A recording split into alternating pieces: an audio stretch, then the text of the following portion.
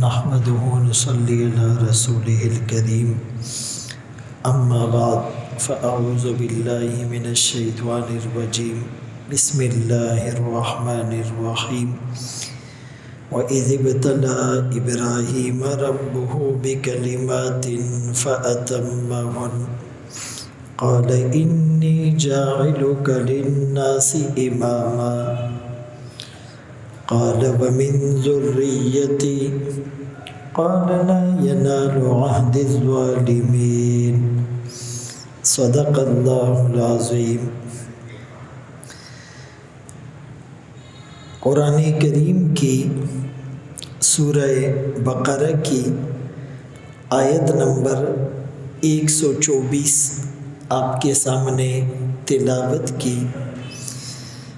اللہ کریم فرما رہے ہیں وَإِذْ یاد کرو وہ وقت ابتلا ابراہیم جب ابراہیم علیہ السلام کو آزمایا ربہ ان کے رب نے بکلمات چند باتوں میں چند کاموں میں فَأَتَمَّهُنْ ابراہیم علیہ السلام نے ان باتوں کو سچ کر دکھایا، ان امتحانات میں کامیاب ہوئے۔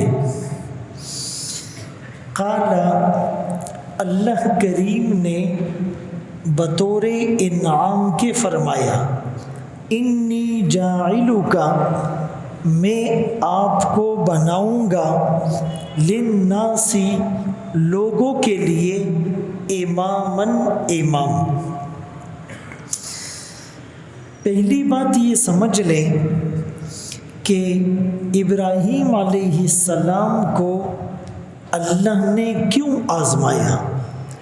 اس لیے کہ اللہ نے انہیں ایک مقام عطا کرنا تھا، امام بنانا تھا، مقتدا بنانا تھا، پیشوا بنانا تھا، رہبر و رہنما بنانا تھا، رول ماڈل بنانا تھا۔ اللہ نے انسان کو دنیا میں اسی لیے بھیجا، امتحان کے لیے بھیجا کہ جب یہ اس امتحان میں کامیاب ہوگا تو بدلے میں اس کو جنت ملے گی۔ بغیر امتحان کے کسی کو جب ایوارڈ دیا جائے یا ریوارڈ دیا جائے تو اس میں اتنا مزہ نہیں ہوتا، لیکن امتحان کے بعد، آزمائش کے بعد، سٹرگل کے بعد، ایفرٹس اور محنت کے بعد جب اس کا صلہ ملتا ہے اس کا مزہ ہی الگ ہوتا ہے۔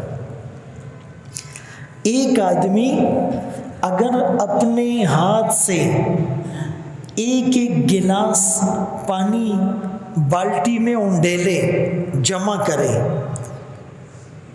ایک ایک گلاس پانی لاتا ہے دور سے اور اس کو بالٹی میں جمع کرتا ہے، اس کو اس پانی کی قدر ہوگی، وہ احتیاط سے استعمال کرے گا، کم استعمال کرے گا، وہ پانی بہانے میں اسراف نہیں کرے گا، اس کو پتہ ہے کہ میں کتنی مشقت سے لایا ہوں۔ لیکن جو خود بھر کے نہیں لاتا وہ پانی ایسے ضائع کرے گا جیسے ہم مسجد میں وضو میں ضائع کرتے ہیں۔ بہت سے لوگ نلکا کھول لیتے ہیں، خبر ہی کئی باتیں بھی ہو رہی ہیں اور پانی گر رہا ہے، اور اتنا پانی ضائع کرتے ہیں کہ کم از کم ایک بالٹی پانی وہ وضو میں استعمال کرتے ہیں۔ گھر میں ایک بالٹی سے غسل ہوتا ہے اور مسجد میں ایک بالٹی پانی سے وضو ہوتا ہے، اور اس کو کوئی گناہ ہی نہیں سمجھتا ہے۔ مسجد کی موٹریں چلتی ہے، بجلی کا بل آتا ہے، موٹریں خراب ہوتی ہے، کنیکشن میں کمی آ جاتی ہے، کتنے مسائل ہوتے ہیں، لیکن احساس بہت کم لوگوں کو ہوتا ہے۔ تو ابراہیم علیہ السلام کو بھی پے در پہ امتحانات میں، آزمائشوں میں ڈالا گیا کہ جب یہ ان امتحانات میں کامیاب ہوں گے تو میں انہیں لوگوں کے لیے امام بناؤں گا۔ اتنا بڑا اعزاز اللہ نے دیا کہ بیت اللہ کی تعمیر بھی ان کے ہاتھوں سے ہوئی۔ اس امت کے لیے مقتدا بھی ابراہیم علیہ السلام کو بنایا گیا، ملت ابیکم ابراہیم حنیفہ۔ سب سے پہلے بتوں کو توڑنے کا اعزاز بھی ان کے حصے میں آیا، سب سے پہلے ختنے کی سنت بھی انہوں نے زندہ کی، اور سب سے پہلے مسواک کا استعمال بھی بعض روایات کے مطابق انہوں نے کیا۔ سب سے پہلے مہمان نوازی بھی انہوں نے کی، سب سے پہلے ناخن کاٹنے کی سنت بھی انہوں نے جاری کی، سب سے پہلے مونچھیں کم کرانے کی سنت بھی انہوں نے جاری کی، سب سے پہلے منبر پر کھڑے ہو کر خطبہ بھی انہوں نے دیا، سب سے پہلے پانی کے ذریعے سے استنجا بھی انہوں نے کیا۔ تو یہ ساری سعادتیں ملنی تھی، اسی لیے امتحانات اور آزمائش میں مبتلا کیے گئے۔ کلمات ان سے مراد کیا ہے؟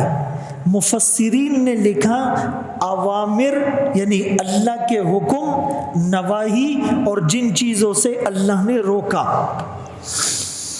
اور ابراہیم علیہ السلام وفا اس پر پورا اترے، 27ویں پارے میں سورہ نجم میں بیان کیا۔ وصدقت بکلمات ربہا، حضرت مریم کا تذکرہ ہوا، فرمایا اپنے رب کی باتوں کو سچ کر دکھایا۔ تمت کلمت ربک صدقا وعدلا، تیرے رب کی بات پوری بھی ہوئی اور سچی بھی ثابت ہوئی۔ بعض مفسرین نے لکھا کہ وہ باتیں جن میں ابراہیم خلیل اللہ کو آزمایا گیا، ایک تو مناسک حج کا حکم دیا گیا اور اس سنت کو زندہ کیا۔ بعض مفسرین نے لکھا طہارت مراد ہے کہ 5 چیزیں سر میں تھی کہ آپ نے مونچھوں کو کم کرنا ہے، آپ نے کلی کرنی ہے، آپ نے ناک میں پانی ڈالنا ہے، آپ نے مسواک کرنی ہے، اور خود سے مانگ نکل آئے تو اس کو نکل آنے دے۔ اور 5 سنتیں پورے جسم میں، ناخن کاٹنا، زیر ناف بال کاٹنا، ختنہ کرنا، بغل کے بال لینا اور پانی کے ذریعے سے استنجا کرنا۔ اسی طرح طواف، صفا مروہ کی سعی، شیطان کو کنکر ماننا، یہ ساری صفات ابراہیم علیہ السلام کے ذریعے سے امت تک منتقل ہوئی۔ اور قرآن کریم کی سورہ توبہ کی ایک آیت ہے، التائبون، توبہ کرنے والے، عابدون، عبادت کرنے والے، حامدون، اللہ کی حمد کرنے والے، سائحون، روزہ رکھنے والے، راکعون، رکوع کرنے والے، ساجدون، سجدہ کرنے والے، آمرون، اچھی بات کا حکم کرنے والے، الناہون، بری باتوں سے روکنے والے، الحافظون لحدود اللہ، اور اللہ کے حدود کی حفاظت کرنے والے۔ یہ ساری صفات اللہ نے ابراہیم علیہ السلام میں رکھی۔ اسی طرح 18واں پارہ سورہ مؤمنون، قد افلح المؤمنون، تحقیق کامیاب ہوئے وہ مومن، فی صلاتہم خاشعون، جن کی نمازوں میں خشوع ہے، عن اللغو معرضون جو فضول باتوں سے اعراض کرتے ہیں، للزکات فاعلون جو زکوٰۃ ادا کرتے ہیں، لفروجہم حافظون جو شرمگاہ کی حفاظت کرتے ہیں، جو اپنی نمازوں پر مداومت اور پابندی کرتے ہیں، جو امانت کو ادا کرتے ہیں، عہد کو پورا کرتے ہیں۔ یہ تمام صفات اللہ نے ابراہیم علیہ السلام کے اندر رکھی۔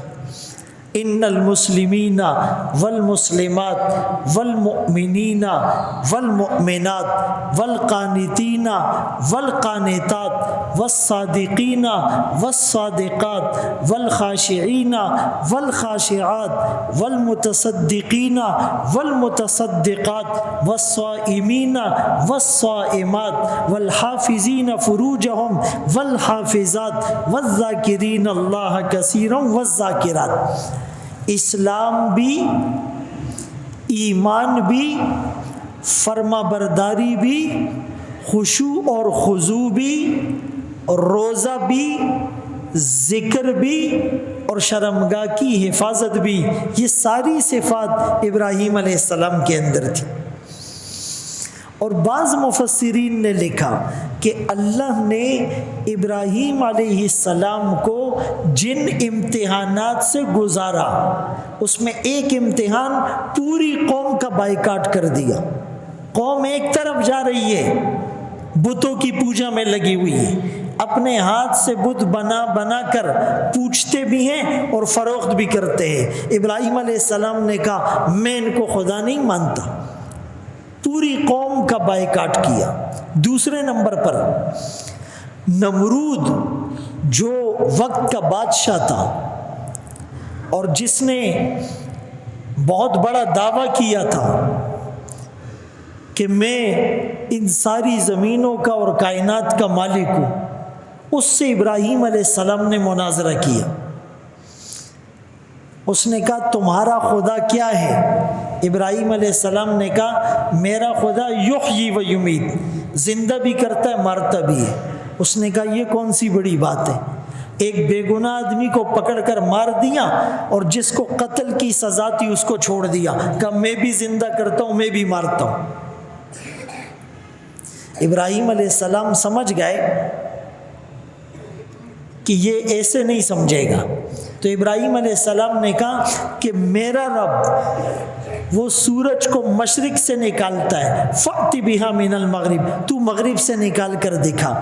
فَبُهِتَ الَّذِي كَفَرَ، یا ہکا بکا رہ گیا، ششدر ہو گیا، سام سونگ گیا، کوئی جواب نہیں بن پایا۔ تو پھر ابراہیم علیہ السلام کو آگ میں ڈالنے کا حکم دیا۔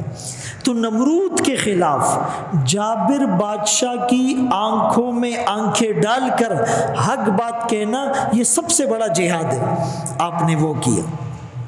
تیسرے نمبر پر آگ میں ڈالا جا رہا ہے، فرشتے آ کر کہہ رہے ہیں کہ اگر اجازت ہو ہم اس پر پانی برسا دیتے۔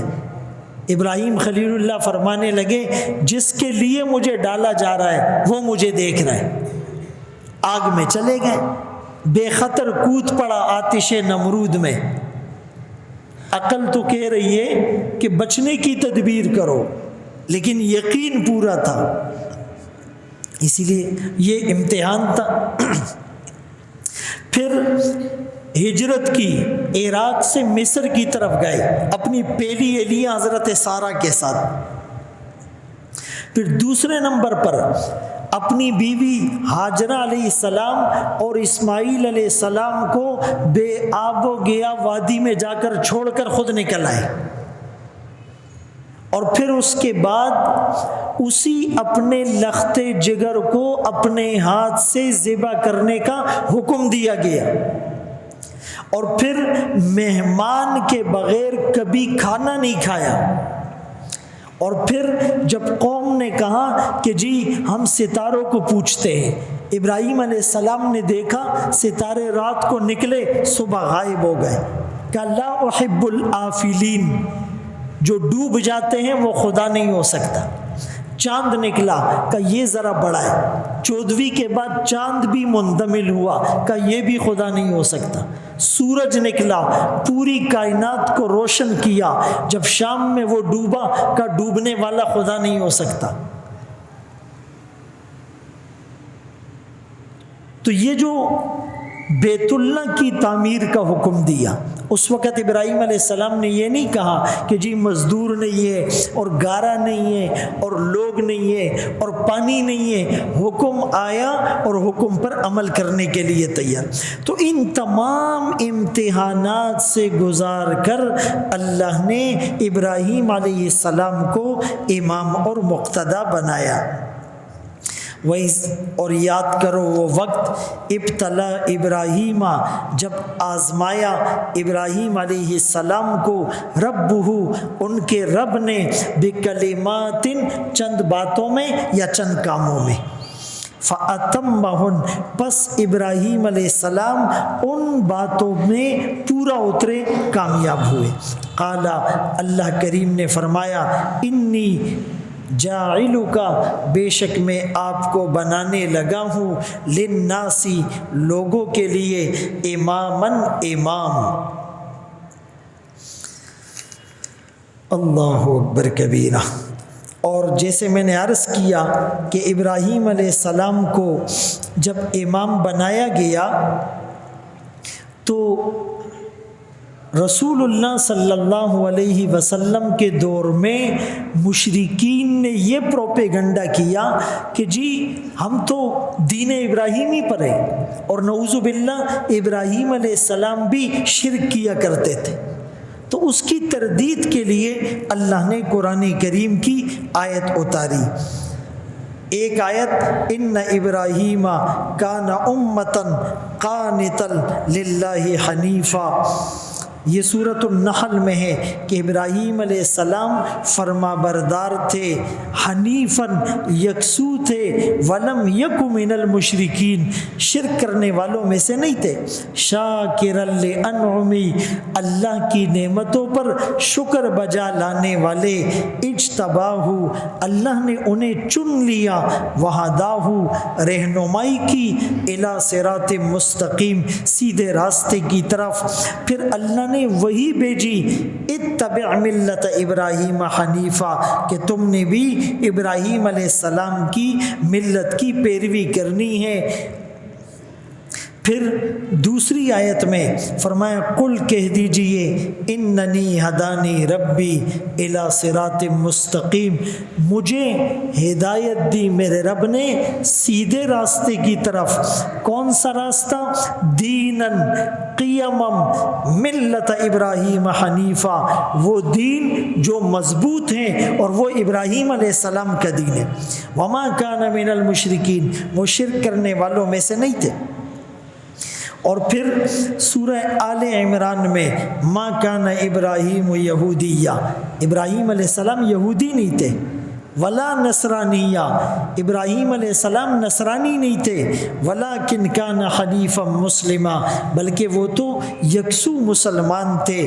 ان اولی الناس بابراہیم، ابراہیم علیہ السلام کے زیادہ قریب وہی ہوگا، اتبعوہ، جو ان کے نقش قدم پر چلے گا۔ صرف زبانی دعووں سے کچھ نہیں ہونے والا، آپ نے ابراہیم علیہ السلام کی ملت کی پیروی اور اتباع کرنی ہے۔ اللہ آپ کو ابراہیم علیہ السلام کے ساتھ جنت میں حشر فرمائیں گے۔ اللہ ہم سب کو ان باتوں پر عمل کی توفیق نصیب فرمائے۔